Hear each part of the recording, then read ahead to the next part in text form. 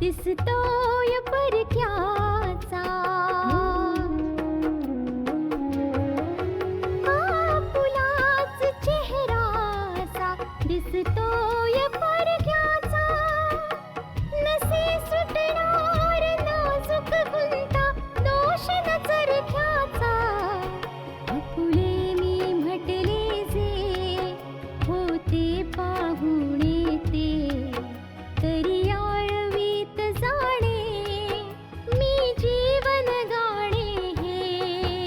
रेखा ही भाग्याची, रेखा ही भाग्याची, रेखा ही भाग्याची, रेखा ही भाग्याची.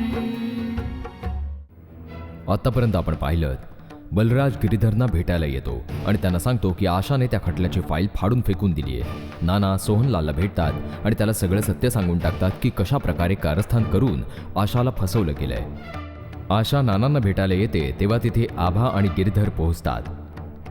गिरीधर आशाकडे त्या खटल्याची फाईल मागतात. आता पुढे तर हे आहे तुझं सत्य.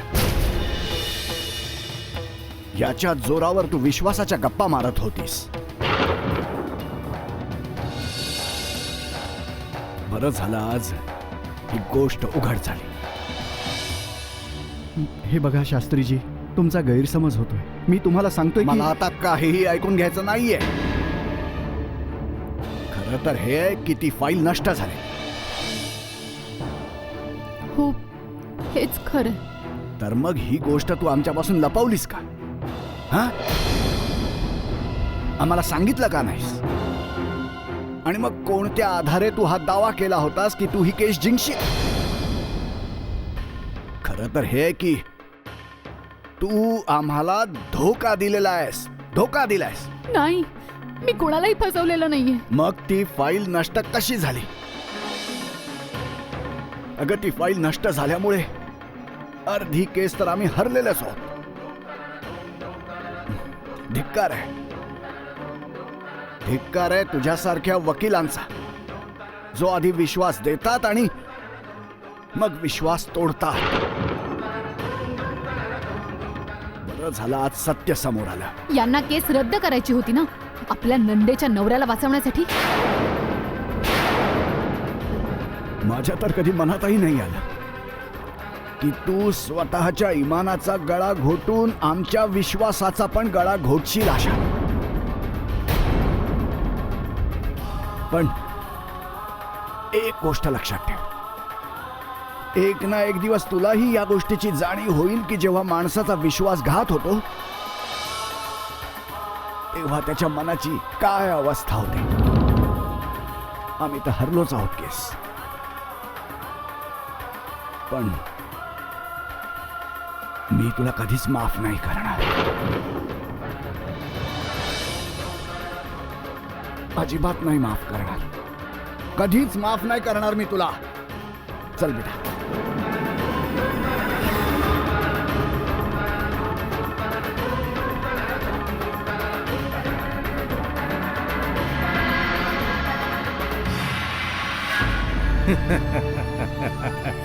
आता आशानंत घेऊ किंवा गिरीधर शास्त्री, ही केस संपली पाहिजे.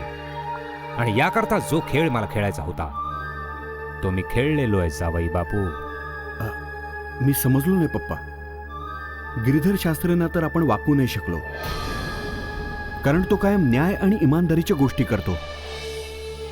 आणि ही आशा पण अगदी त्याच्यासारखीच आहे. माहिती आहे जावे बापू, मला चांगलंच माहिती आहे. आजवर या प्रकरणामध्ये आपल्याला अपयशच मिळत आलंय. याचा अर्थ हा नक्कीच नाहीये की आपल्याला यश मिळणारच नाही.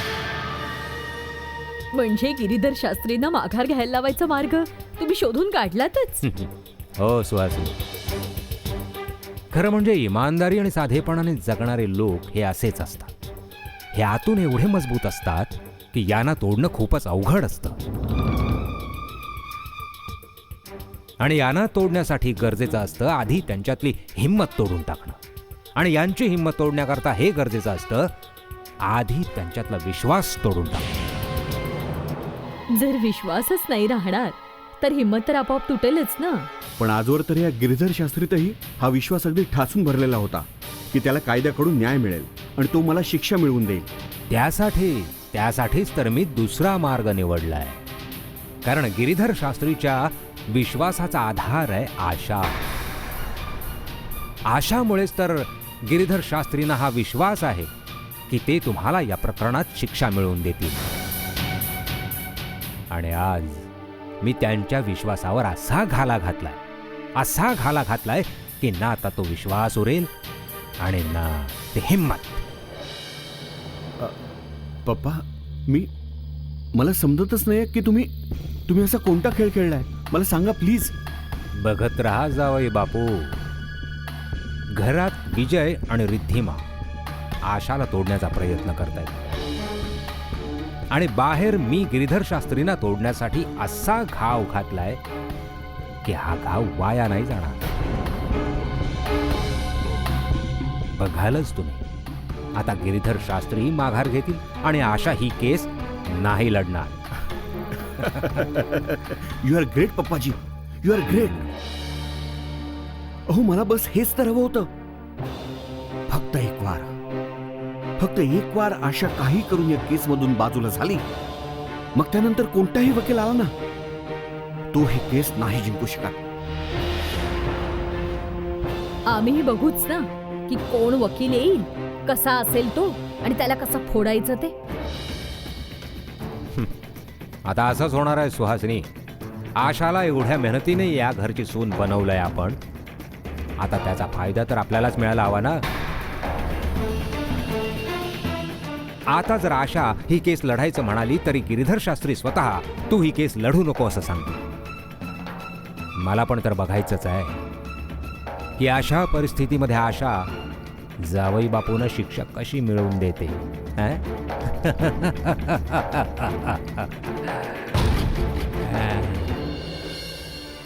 त्या घरची सून असण्याची शिक्षा आहे नानू, की आज शास्त्रीजी ही मला चुकीचं समजतात. त्यांना वाटतंय की मी ही केस प्रामाणिकपणे नाही लढणार. ती फाईल तीही मीच नष्ट केली. इतका मोठा आरोप. धीरानं घे बेटा, हिम्मत सोडू नकोस.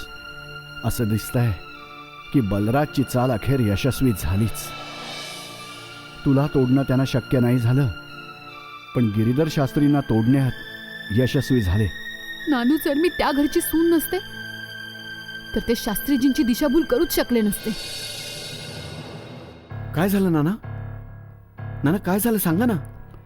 काय सांगू बेटा, सगळी चूक माझीच आहे. मी आशाच्या केसच्या सगळ्या फाईल्स विजयला देऊन टाकले. आता मला काय माहित होतं की विजय त्यातली रोहितची फाईल जाळून नष्ट करून टाकेल. मला त्या फाईलचं दुःख नाहीये नानू. मी त्या खटल्याची दुसरी फाईल बनवायला सुरुवातही केली आहे. काहीही विसरले नाहीये. सर्व काही आठवतंय मला. कोणाची साक्ष घ्यायची, केस कशी लढवायची, सगळं लक्षात आहे माझ्या. काही समजत नाहीये, ही काय गडबड आहे नाना? बलराज अरोराने स्वतः हे सांगून शास्त्रीजींना भडकवलंय की आशाने स्वतः ती फाईल नष्ट केली. आणि जर आशा ही केस लढेल तर हरण्यासाठीच. काय? हो बेटा, शास्त्रीजी बलराज अरोराच्या बोलण्यावरती विश्वास ठेवून आशालाच चुकीचं समजतात. समजतच नाहीये मला नानू. आता मी काय करू, कसं करू? सगळ्या बाजूंनी माझी कोंडी करण्याचा प्रयत्न केला जातोय. एकीकडे शास्त्रीजी मला चुकीचं समजतायत आणि दुसरीकडे विजय हे सिद्ध करण्याच्या मागे लागलाय की रोहितचा खून गोविंदने नाही, विजयने केलाय. काय? हो नानू, पण माझा विश्वास नाही. मला माहितीये की मला या केसमधून बाजूला करण्यासाठी हे सगळे प्रयत्न चालले, पण मी इतक्या सहजासहजी नाही खचणार. मी त्यांच्या खोटेपणाला नाही बळी पडणार. पण शास्त्रीजींना समजावणं खूप कठीण आहे. तू काळजी नको करूस आशा. खोट्याला पाय नसतात मुळीच, आणि खोटं जास्त दूरवर चालू पण नाही शकत. शास्त्रीजींना एक ना एक दिवस तुझा खरेपणा खरोखर समजेल. मी स्वतः बोलेन त्यांच्याशी. मी विचारेन त्यांना की त्यांना काय वाटतं की रोहितचा खुनी कोण आहे. मी समजेन. कुणाकुणाला सत्य सांगणार, कुणाकुणाला? असं वाटतंय जणू सत्य पांगळं होऊन गेलेलं आहे. तुला माहिती आहे, मी सोहनलालला विजयबद्दल सगळं खरं सांगितलं, पण आता पल्लवी हे सत्य समजू शकेल का? रेखा ही भाग्याची.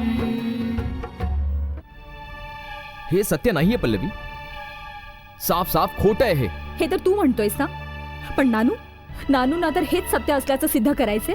ते तर हेही म्हणतायत की हे लग्न तू तुझ्या मर्जीने केलं होतंस आणि आपल्या जिजूंना वाचवण्यासाठी आशाला या जाळ्यात अडकवलंस. ते बोलले आणि तू ऐकलंस. ते बोलले आणि तुझ्या काकांनी त्यावर विश्वास ठेवला. अरे काय माहित कसल्या कसल्या चाली खेळतात हे लोक. त्यांना आणखी कशाचा त्रास नाहीये पल्लवी, त्यांना फक्त तुझ्या आणि माझ्या प्रेमामुळे त्रास होतोय. ते तर मलाही माहितीये, पण हे मी सोहन काकांना कसं समजावू? तुझ्या सोहन काकांना भीती आहे की तुझ्यामुळे मी आशाला सोडून तर नाही येणार, म्हणून रोज नव्या नव्या कहाण्या रचतायत. पण मला तुला गमवायचं नाहीये पल्लवी. गमवायचं तर मलाही नाहीये तुला, पण ज्या गोष्टी त्यांनी सांगितल्या काय त्याची उत्तरं आहेत तुझ्याजवळ? तुला कोणत्या प्रश्नांची उत्तरं हवीत पल्लवी? माझ्या प्रेमाचं काही उत्तर आहे तुझ्याकडे? जर कोणी आपल्याला हे विचारलं की तू माझ्यावर प्रेम करतेस किंवा मी तुझ्यावर प्रेम का करतो, तर त्याचं उत्तर आहे का आपल्याकडे? आपल्या प्रेमाला प्रश्न आणि उत्तरात नको तोलून बघूस. मूळ मुद्दा समजून घे ना पल्लवी. त्यांनी तर हे सुद्धा सांगितलंय की ते बँगळुरूला जाण्याचं पत्र आणि ती एक्झाम ते तू पाठवलं होतेस. ती सगळी तुझी चाल होती. आता त्यांनी कहाणी रचलीच आहे तर ते माझ्यावर काही आरोप करू शकतात पल्लवी. मी तुझ्यावर प्रेम केलंय आणि जर माझ्या प्रेमात खोट असती तर आशाशी लग्न केल्यानंतर मी तुला विसरून गेलो असतो, नाही का? पण असं झालं नाही ना पल्लवी, कारण सत्य तर हे आहे की माझ्यावर या लग्नासाठी दबाव टाकण्यात आला होता. ते लोक पण हेच म्हणत होते की ते तुला लग्न करण्यासाठी भाग का पाडतील, आणि त्या प्रश्नाचं उत्तर कोणाकडेही नव्हतं. ते लोक म्हणत होते की हे सगळं तुझे जीजू गोविंदला वाचवण्यासाठी केलंय. काय तुझा विश्वास पण माझ्या प्रेमावरून उडायला लागलाय पल्लवी? अरे जरा विचार कर, जर मी आशाशी मनापासून लग्न केलं असतं तर मी तुझ्याकडे का म्हणून आलो असतो? मी तिच्या समोर का बोललो असतो की मी फक्त तुझ्यावर प्रेम करतो पल्लवी, फक्त तुझ्यावरच?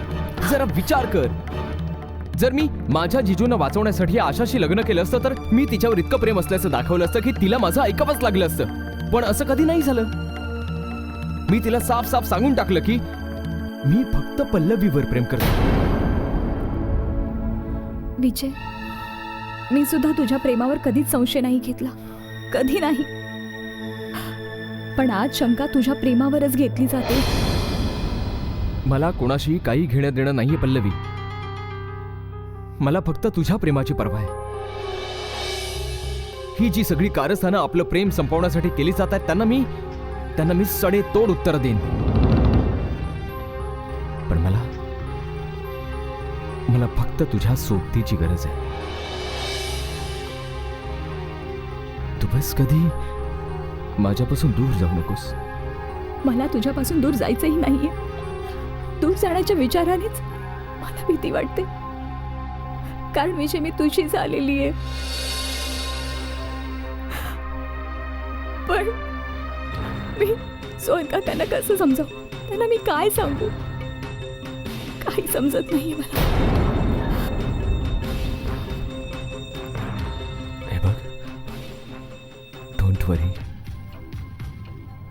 सगळं काही ठीक होईल. हं?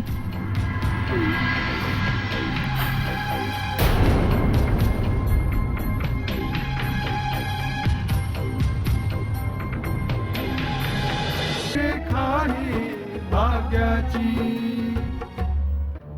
तुला सत्य कळल्यानंतरही पल्लवीला विजयला भेटायला पाठवलंस, हे जाणत असूनही की तो विजय पल्लवीच्या आयुष्याशी खेळतोय. जे सत्य बाबांनी सांगितलंय ते विजयला विचारणं गरजेचंच आहे ना. म्हणून मी पल्लवीला विजयला भेटायला पाठवलंय. विचारण्यासारखं आता बाकी काय राहिलंय काय? सगळं काही समोर तर आलेलं आहे. विजयने आपल्या जिजाजींना वाचवण्यासाठी आशाशी लग्न केलेलं आहे. पप्पा, एकीकडे जे विजयच्या बाजूने ऐकायला मिळतंय ते वेगळंच आहे आणि नानांची कहाणी वेगळीच आहे. ही कहाणी नाही, सत्य आहे. का? फक्त अशासाठी की बाबांनी तुम्हाला ते सांगितलं आणि बाबा जे सांगतात ते आपण खरं मानायलाच पाहिजे असं म्हणायचंय ना तुम्हाला? मी नाही मान्य करणार हे सत्य. सत्याला सत्य मानायला नकार देतेस तू. आणि जर तुझा विश्वास नाहीये तर जाऊन इन्स्पेक्टर जॅकीशी बोल तू. तेही तुला हेच सत्य सांगते. हे तुम्ही काय बोलताय पप्पा? जर इन्स्पेक्टर जॅकीला सर्व माहिती की आशाला त्या लोकांनी फसवलंय तर मग तो गप्प का बसून राहिलाय? कारण इन्स्पेक्टर जॅकीकडे या कहाणीचा खरेपणा सिद्ध करायला काही पुरावाच शिल्लक नसणार. काय बरोबर बोलते ना मी? तू चुकीचं बोलतच नाहीयेस, तू चुकीचा विचारही करतेस आणि चुकीचं वागतेस. आणि याने आणखी कोणाचं नाही, फक्त पल्लवीचंच नुकसान होणार आहे. तिचं आयुष्य उद्ध्वस्त होणार. तुम्ही असं का नाही म्हणत की तुमच्या मुलीचं आशाचं आयुष्य सावरण्यासाठी तुम्ही रोज रोज नवे नवे खेळ खेळताय म्हणून? मी खेळ खेळतोय? मी माझ्या मुलीच्या आयुष्याशी खेळ खेळतोय? काय बडबडतेस गायत्री? हो, खेळच तर खेळताय तुम्ही. अगोदर तुम्ही पल्लवीला अडवण्याचा प्रयत्न केला आणि आता जेव्हा मी तिला नाही अडवलं तेव्हा तुम्ही एक नवीन कहाणी रचून बाबांना इथे बोलावून घेतलं. आणि आता तुमची अशी इच्छा आहे की मी पल्लवीला विजयला भेटू देऊ नये. तुझं डोकं फिरलेलं आहे. फक्त उलटा विचार करतेस तू. आणि काय माहित आपलं म्हणणं खरं करण्यासाठी कुठून हे निरर्थक तर्क घेऊन येतेस तू. तुमच्या बोलण्यावरून खोटं खरं आणि खरं खोटं नाही होणार आहे. मी तुम्हाला म्हटलं होतं ना, मी पल्लवीला मरताना नाही पाहू शकत. नकळत तू तिला मृत्यूच्या तोंडी देतेयस आणि तू सत्याकडे दुर्लक्ष करून खूप मोठी चूक करतेयस. मी तुला अशासाठी समजवतोय कारण मला नाही वाटत की पल्लवीच्या आयुष्याचा गुंता व्हावा. कारण पल्लवी आपल्या घरात राहते आणि तिच्या आईने खूप विश्वासाने तिला आपल्याकडे पाठवलेलं आहे. आणि मला नाही वाटत की तिच्या विश्वासाला तडा जावा. पल्लवी माझ्या बहिणीची मुलगी आहे, माझी रिस्पॉन्सिबिलिटी आहे ती. तुम्ही आशाची चिंता करा. तुम्हाला पल्लवीच्या बाबतीत विचार करायची काही गरज नाही.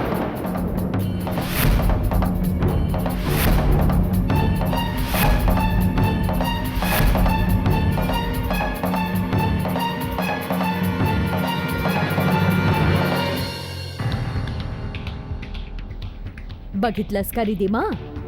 सुनबाई न्यायालयातून परत आल्या. तू आठवण काढत होतीस ना सुनबाईंची? हो मम्मी, तिचे कर्तृत्वच तसं आहे जे मी काय अख्खं जग लक्षात ठेवेल. अगं अगं सुनबाई, हे तरी सांगून जा, ज्या खटल्याची तारीख घ्यायला गेली होतीस ती मिळाली का तारीख? तुम्हाला काय वाटलं तारीख नाही मिळणार? तारीखही मिळाली, शिवाय त्या तारखेला सुनवाईही होणार. सत्य तर न्यायालयासमोर येणारच. जरी तू सत्य सिद्ध केलंस तरी पण ते तुझ्यासाठी खूप मोठं दुर्दैव असेल. ते सत्य सिद्ध करूनही तू खूप पछतावशील. मी जेव्हाही विचार केलाय सत्याचाच विचार केलाय. मी पुढे काय होणार या बाबतीत ना मी कधी विचार केलाय आणि ना तो कधी करेन. आणि कसलाही विचार न करता पावलं उचलणाऱ्यांना महामूर्ख म्हणतात. तुझ्यासारखी शिकली सवरलेली मुलगी अशी पावलं उचलेल असं मला कधी वाटलंही नव्हतं. का स्वतःला सगळ्यांच्या मनातून उतरवायचं आहे तुला? या जगात माणसासाठी सगळ्यात महत्वाची जागा असते त्याचं स्वतःचं घर. आणि तू जगात सत्याच्या नावाखाली आपलं नाव कमावण्याच्या प्रयत्नामध्ये आपलं घरच विसरत चालली आहेस. अशा लोकांना दुनिया हसते. आणि एक दिवस अशावर अशाच प्रकारे दुनिया हसेल की दुसऱ्यांसाठी आपला संसार उद्ध्वस्त केला. पण दिसण्यात तर असं आलंय की सत्यावर हसणारे एक दिवस स्वतःच रडतात. आज तुम्हाला माझ्यावर आणि माझ्या खरेपणावर जितकं हसायचंय हसून घ्या. वाईट वाटतंय मला की तुला कोणी समजावणारच नाहीये की तू ज्या फांदीवर बसली आहेस तू तिलाच कापतीयस. अशा लोकांची अवस्था काय होते हे कोणीही सांगू शकेल, कोणीही. पण मला हे कळत नाहीये की ही गोष्ट तुला आणि तुझ्या माणसांना का समजत नाही.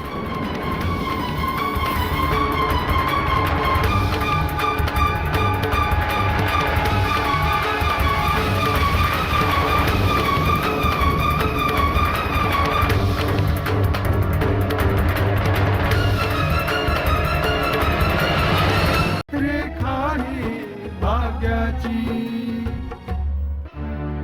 बाबा, पाहिलं तुम्ही तुमच्या घाईघाईने घेतलेल्या निर्णयाचा काय परिणाम झाला.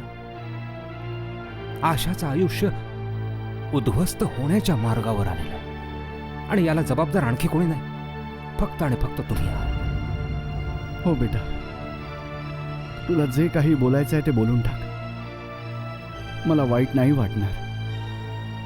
मी सगळं काही सहन करेन, कारण मला जाणीव होते याची की माझ्या आशाचं आयुष्य सुखी करण्यासाठी मी केवढी मोठी चूक केलेली आहे. आणि अशी चूक केली आहे ज्याचं काही प्रायश्चित्तच नाहीये बेटा. आणि आता पल्लवीचंही आयुष्य उद्ध्वस्त होणार आहे. पण मी फक्त बघण्यापलीकडे काही नाही करू शकत. काही नाही. नाही बेटा, आपल्याला पल्लवीला वाचवावंच लागेल. अजून ती निरागस आहे, ती भोळी आहे. बाळा, तिला नाही माहित की ती कोणत्या जाळ्यात अडकत चाललेली आहे. तिला या जाळ्यातून बाहेर काढावं लागेल सोहनलाल. पण कसं बाबा? तुमच्याकडे असा कोणता पुरावा आहे ज्याच्यावरून हे सिद्ध करता येऊ शकेल की आशाबरोबर कारस्थान करून लग्न केलं गेलं आणि त्याला जबाबदार हा विजय आहे? बेटा, पुरावा तर माझ्याकडे नाहीये, पण माझ्यावरती विश्वास ठेव. त्या घरात आशाची अवस्था पाहिलीस तर तुला सत्य काय आहे ते नक्की पटेल. मला काही बघायचं नाहीये बाबा, कारण जाणीव होण्यात आणि सिद्ध करण्यामध्ये रात्र आणि दिवसा एवढा फरक असतो. आपण जी गोष्ट सिद्ध करू शकत नाही त्या गोष्टीबद्दल चर्चा करण्यात काही अर्थ नसतो. आपल्याकडे सगळं काही असून सुद्धा पाहत राहण्याशिवाय दुसरा कोणताही पर्याय नाहीये. म्हणजे तुझा या गोष्टीवरती विश्वास नाहीये? जिजू, माझ्या मनात तर येते की पोलिसांकडे जावं आणि ही गोष्ट स्पष्टपणे सांगून टाकावी की हा खून माझ्या हातून झालाय, माझ्या जिजूंच्या हातून नाही. तू तर विजयला बँगलोरमध्ये भेटलीस आणि तुम्ही दोघं एकमेकांवर प्रेम करता ही गोष्ट तुम्ही सोडून आणखी कोणालाही माहीत नव्हती. मग बाबांना ही गोष्ट कशी कळली? याचा अर्थ आहे म्हणजे ते पत्र विजयनेच पाठवलं.